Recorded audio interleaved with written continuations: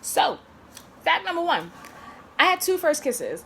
One unofficial, one official in my eyes. So the first one was the unofficial one. It was when I was in the third grade. It was with the guy who I almost killed with the air freshener. And it was really bad. It was really bad. Like in the third grade, I was like, what, 8 or so? And I should not have been kissing anyone. And that's what like added to the insanity of what was going on. So like I remember it being outside of my elementary schools, like damn near half my class was around us. Like he and I were in the middle. He kept dropping his head, so a friend of mine kept lifting it, and I'm just like looking around because the school that I went to was basically in my neighborhood, and all the school aides happened to live in my neighborhood, and they knew my parents. So could you imagine one of them walking past and seeing us kiss, and then it's just like, oh my god, I'm gonna tell your mother, and your mother gonna beat the hell out of you. Terrifying. So it just added to like everything that was going on, and then we ended up kissing. It was like a little tap kiss, I guess.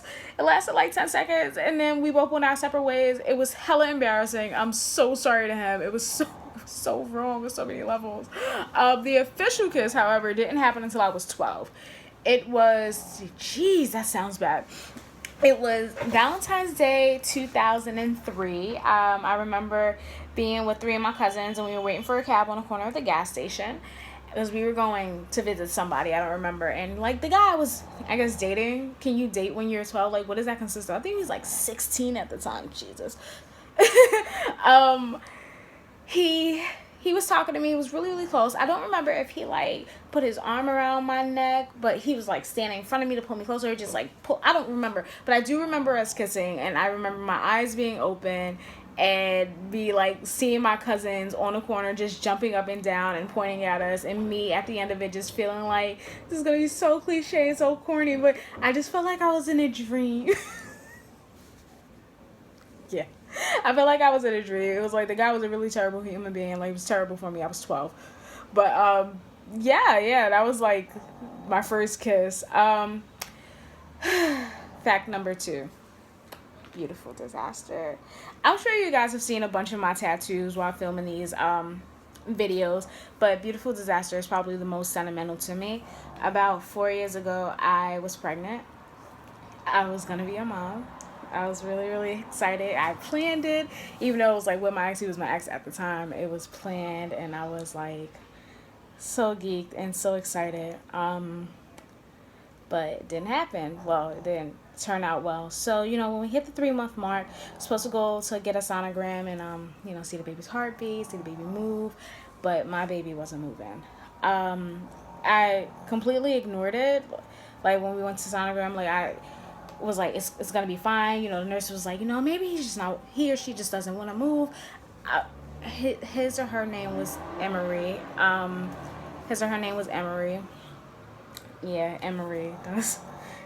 That was his or her name. Emery just wasn't moving. So, like, we waited around in the room for a bit more, and then they told us that we had to go back to my primary. I still not thinking anything of it. I get to my primary, and she's like, who are you with? I'm like, with Emery's dad. So she tells me to bring him in the back. I thought she just wanted to meet him because me and my GYN have a really good relationship. But she needed somebody to be there with me for support. I refuse to remember the name of the condition that I had, but this condition happens at random. I'm sorry about this noise. This condition happens at random to 1 in every 100. I'm so sorry about that noise. It happens to every 1 in like 100,000 or 10,000 person, and I happen to be that random person this time. It really stems from a folic acid deficiency, and what it does is it deforms the baby. So Emery's skull would not fully close. It would never fully develop. And because of the condition, Emery would not live 6 months, whether inside or outside of the womb. So the best option they gave me was to terminate, and that shit broke me. It was probably, I'm sorry, I live in the hood. it was the hardest thing I'd ever had to go through. like the breakdown was serious. Like it was so severe, and I tried to be strong, but like initially I was just like, this is totally my fault. I'm never gonna forgive myself, but I did. It took a really long time to forgive myself or to accept it for what it was, and I have. But I remember just like being broken and being in tears, and him, Emery's dad, just crying, well, letting me cry or whatever. Um, it was like, I guess, weeks or months later that he and I talked about it, and he was telling me that it should have maybe have even been days. It was like it's pretty much a blur that he didn't take the pregnancy seriously until it was too late, and he did himself have a breakdown when he went home that day, and like just whatever. A few months later, I decided that I was gonna memorialize my child, even though he was totally against it. I was like, I'm gonna do this. This is something I have to do for me. So, beautiful disaster. Beautiful because I got to be someone's mom. Yeah. Disaster because it ended in disaster in 3/18 because that was my due date. So, if anyone who knows me is watching, you've always wondered what this tattoo means. That's what it means. Yeah. Fact number 3. I am a Golden Girls fanatic. Yes, Golden Girls. If you haven't figured it out by now, with me always ranting and raving about them. I have the Monopoly game. I have all 7 seasons on DVD. Like, I can quote you all shows. I can do everything Golden Girls. I love the Golden Girls. Like, I am literally every one of them in my own way. Like, I am as slutty as Blanche. I am as ditzy as Rose. My mouth is reckless like Sophia, and I am a bookworm, and I'm boring as hell, just like Dorothy. Like, they give me so much life. It just makes me hella happy. Yeah, Golden Girls. Number 4, sex box. So, how everybody has this one box that they're trying to climb out of or whatever. It's like the thing that holds you back, and you don't want to be put into this box, and you're always trying to break out. That's what sex is to me. Don't get me wrong, I love sex. I love it even more when I'm involved with someone and only that person. But when it's like casual sex, yes, it's good in the moment. But for me, it's just like, it's a defense mechanism. Like, so if we're trying to get to know each other, right? And we revert to sex immediately, then it's just like, oh, I lose all interest. And if we do have sex, after it, I really don't want to talk to you. Because, like, what more could you offer me? It's so weird. Like, it's so very weird. It's so very weird. I think I want to give the sex box its own blog post once I figure out exactly what I want to say. Hey, sex box. Well, not, that box, but moving on. Number 5. I have been in love a total of 1 time in my life. And I don't think it was like puppy love. I think it was like real, real love. Like, I was totally in love with this person. And even though I was in love with this person, it did not work out. Hence single me. Totally single. It didn't work out. Like, he hurt me a lot, but I think I hurt him a lot. I don't know. We never really had that conversation. Maybe we have, and he just lied to me about it. Whatever. I take half of the blame or whatever. I totally take half of the blame for the ending of that. So yeah, I've been in love once, and while I was in it, like really in it, when it didn't hurt, it was great. But then like after the love was gone, and now it's just like a wanting to be with somebody, not wanting to be alone. It sucked. I'm not gonna say he's not. I'm not gonna sit here and say like he's not a great guy. Like, he's a totally awesome person. He is a great guy. He just wasn't great for me, and I don't think I was for him either. And like, that's just the real thing. Totally grateful for it, for the experience though. Yeah. Number 6. I'm a horror movie fiend. As much as I love the Golden Girls, dude, horror movie is my core. Horror movies are my core. Sorry for that. Horror movies are my core. I believe in the horror. Yes, give me horror. Give me nothing at all.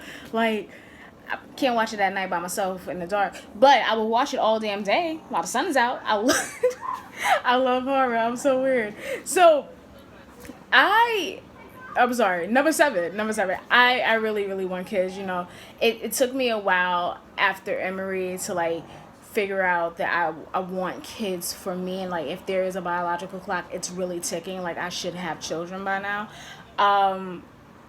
I say it took a long time after Emery to feel like I'm not gonna get, like, I don't know. I feel like after Emery, I just felt like I should have had a child even more to correct the wrong. But now it's just like I want children because I think I'll be a great parent. I definitely think I'll be a great mom. And although I may not be like totally ready for a kid, I'm ready, you know. But as much as I want children, I don't really like them. I don't like kids. I don't know if it's just like other people's kids. I don't know if I don't like their guardians, but I don't really care for children. But I want children?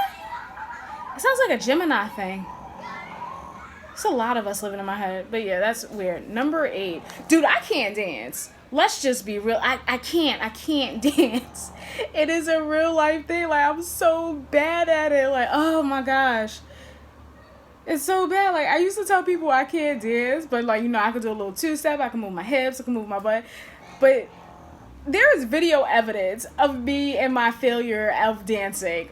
It's just so bad. Like, I'm not the dancer of the family. Give me something else, because that's not it. Totally not it. Number 9, lying about my age. Dude, I lied about my age so much when I was a kid. And I'm so grateful that nothing crazy happened due to my lies. But I think I was just like trying to fit in. Like, my cousins are older than me or whatever. The ones who I was hanging out with, they were older than me. They were doing, you know, what I guess teenagers do. Like, I'm the youngest. Granted, like, some of us are, you know, a year or two apart, but you're teenagers and they can do more than I can. At 12, like, I'm very limited. But like, when they're 15 and 16, like, they have access to more. So I'm trying to be like them, and it's just like, dude, this is not working for me. There was this one person in particular, it's one story in particular with the lying of the age thing. His name was Jay. He was 16 when I met him. I was 12. I think I told him I was 15 or 16, and he was like, yeah, dude, I'm the same age. I did not look like a 16-year-old when I was 12.